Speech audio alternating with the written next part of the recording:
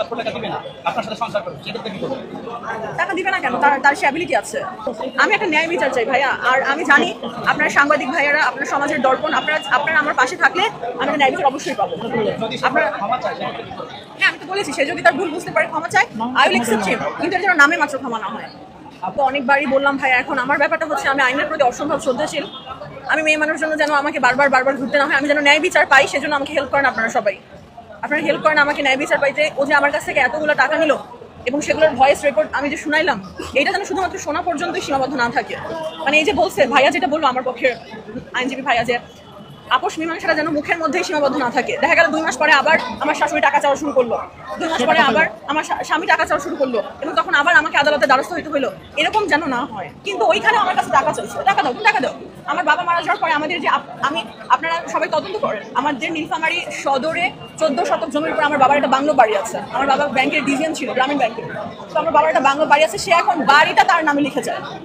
সে বাড়িটাও তার নামে দিতে বলে, না হলে সে সংসার করবে না, সে আসবে না, সে গ্রামে থাকবে। এটা কোন ধরনের আচরণ? আমি একটা ন্যায় বিচার চাই ভাইয়া। আর আমি জানি আপনার সাংবাদিক ভাইয়ারা, আপনার সমাজের দর্পণ, আপনারা আমার পাশে থাকলে আমি ন্যায় বিচার অবশ্যই পাবো। আপনারা ক্ষমা চায়, সেক্ষেত্রে কি করবে? হ্যাঁ, আমি তো বলেছি সে যদি তার ভুল বুঝতে পারে ক্ষমা চায়, আই উইল অ্যাকসেপ্ট হিম, কিন্তু এর যেন নামে মাত্র ক্ষমা না। ক্ষমা চায় 19 লক্ষ টাকা দিবে না, আপনার সাথে সংসার করবে, সেক্ষেত্রে কি করবে?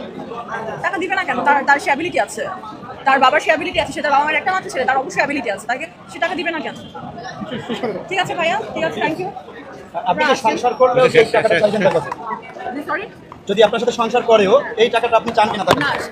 আমি চাই না সেই ক্ষেত্রে সে যেন মানে সে তো বেসিক্যালি আমার কাছে টাকাটা চেয়েছে ব্যবসার জন্য, এবং সে কিন্তু আদালতেও বলছে যে তার চাকরি চলে যাওয়ার পরে সে ব্যবসার চেষ্টা করছে, ব্যবসার জন্যই টাকা দেওয়া হয়েছে, সে ব্যবসা করবে, তাহলে সে ব্যবসা করবে টাকা দিয়ে। আমিও হ্যাঁ, সে তো ব্যবসার কিছু শুরুই করে নাই। সে কিছুই ব্যবসা, কোথায় ব্যবসা, মানে সে কি দোকান কিনছে, সে কিসের ব্যবসা করছে, সে কিছুই করে নাই। তাহলে আমার টাকাটা ফেরত দেখ আমাকে, যেহেতু সে ব্যবসা করেনি, আমার টাকাটা ফেরত দেখ।